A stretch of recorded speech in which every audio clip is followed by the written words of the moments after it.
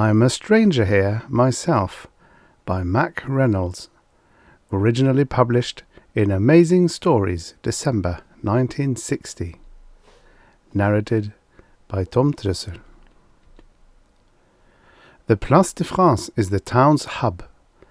It marks the end of the Boulevard Pasteur, the main drag of the westernized part of the city, and the beginning of Rue de la Liberté, which leads down to the Grand Socco and the Medina.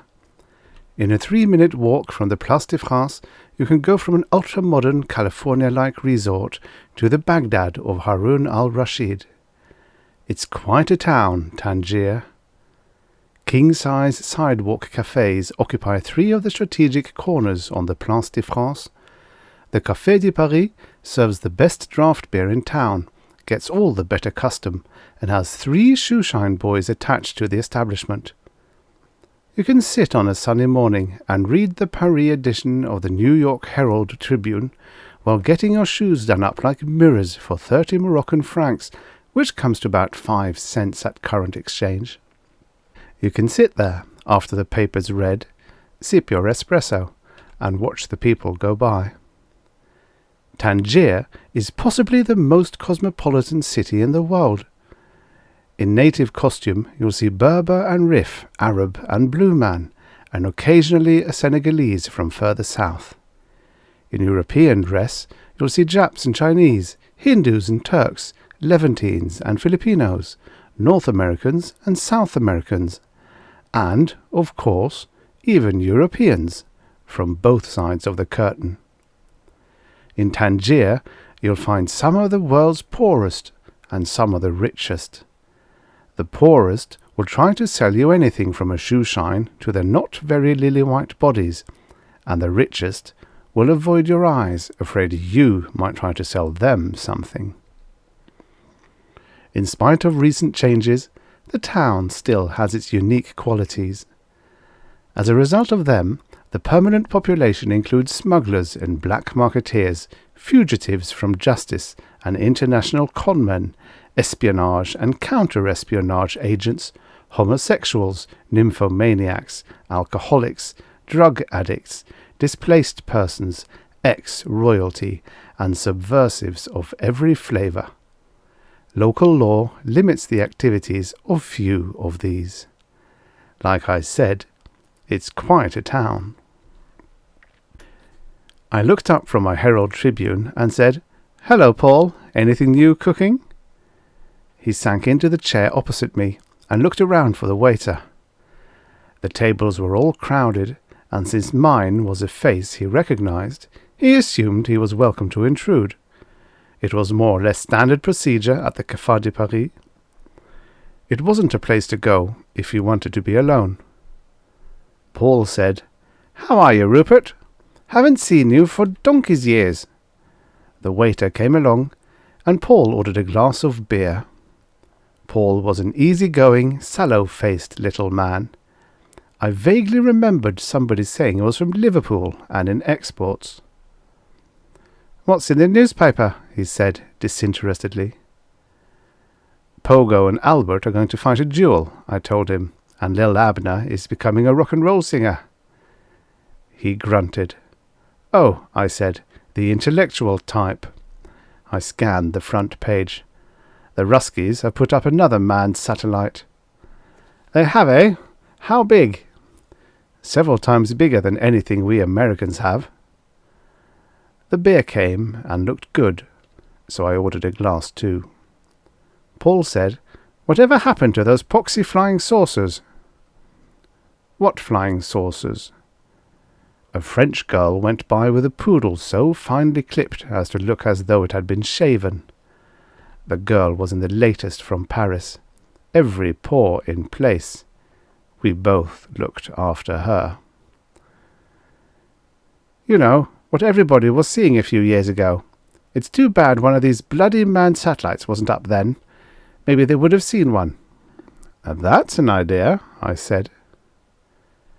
We didn't say anything else for a while, and I began to wonder if I could go back to my paper without rubbing him the wrong way.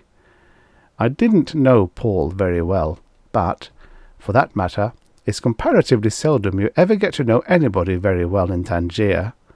Largely, cards are played close to the chest. My beer came, and a plate of tapas for us both.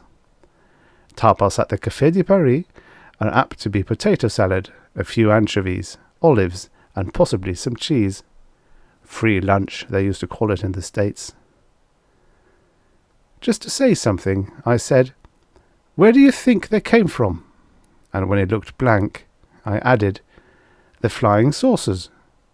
He grinned. "From Mars or Venus, or someplace." I said. "Too bad none of them ever crashed, or landed on the Yale football field and said, 'Take me to your cheerleader,' or something." Paul yawned and said, "That was always a trouble with those crackpot blokes' explanations of them. If they were aliens from space, then why not show themselves?" I ate one of the potato chips. It'd been cooked in rancid olive oil. I said, "Oh, there are various answers to that one. We could probably sit around here and think of 2 or 3 that made sense." Paul was mildly interested. "Like what?"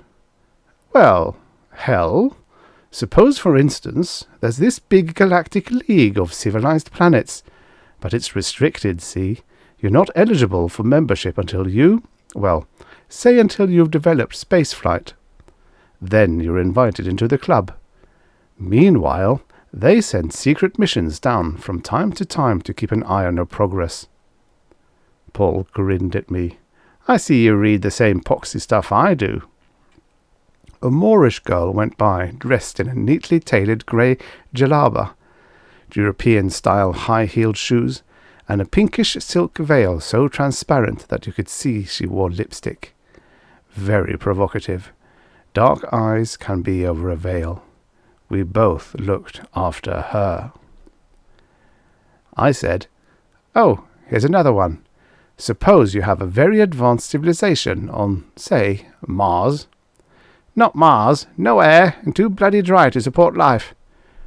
"Don't interrupt, please," I said with mock severity.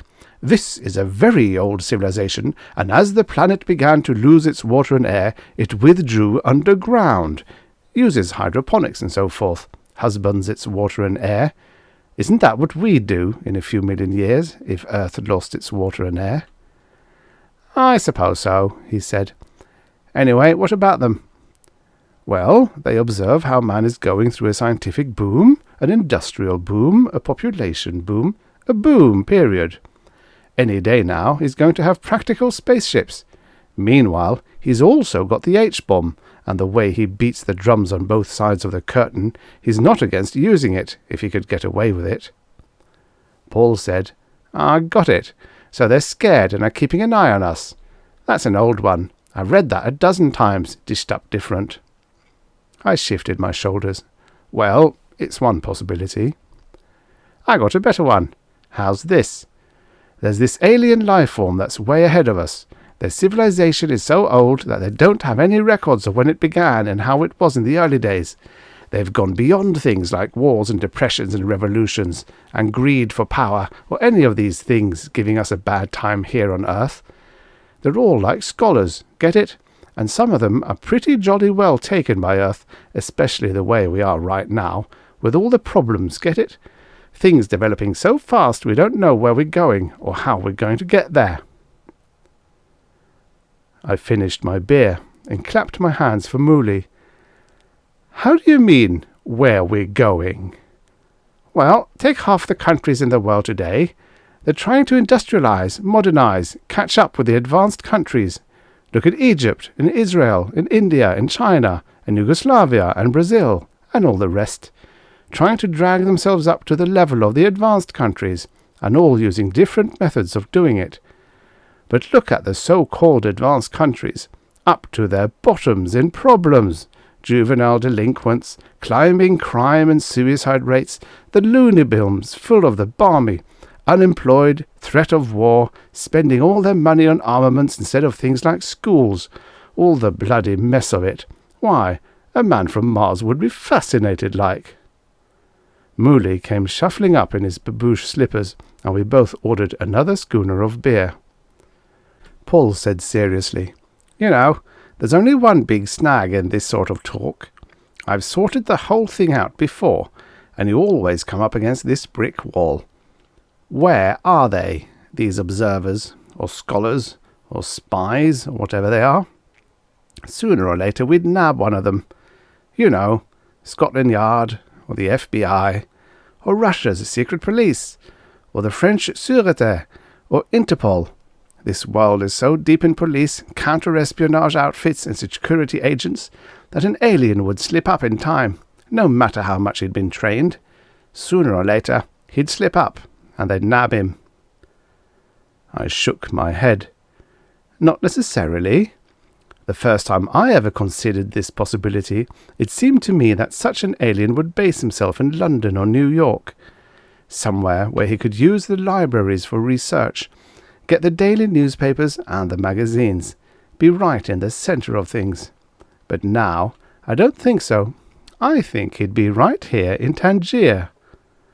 "Why Tangier?" "It's the one town in the world where anything goes. Nobody gives a damn about you or your affairs. For instance, I've known you a year or more now, and I haven't the slightest idea of how you make your living." "That's right," Paul admitted. "In this town, you seldom even ask a man where he's from. He can be British, a White Russian, a Basque, or a Sikh, and nobody could care less. Where are you from, Rupert?" "California," I told him. "No, you're not," he grinned. I was taken aback. "What do you mean?" "I felt your mind probe back a few minutes ago when I was talking about Scotland Yard or the FBI, possibly flushing an alien. Telepathy is a sense not trained by the humanoids. If they had it, your job, and mine, would be considerably more difficult. Let's face it, in spite of these human bodies we're disguised in, neither of us is humanoid. Where are you really from, Rupert?" "Aldebaran," I said. "How about you?" "Deneb," he told me, shaking. We had a laugh and ordered another beer. "What are you doing here on Earth?" I asked him. "Researching for one of our meat trusts. We're protein eaters. Humanoid flesh is considered quite a delicacy. How about you?"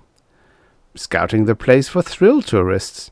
My job is to go around to these backward cultures and help stir up intertribal or international conflicts, all according to how advanced they are. Then our tourists come in, well shielded of course, and get their kicks watching it." Paul frowned. "That sort of practice could spoil an awful lot of good meat."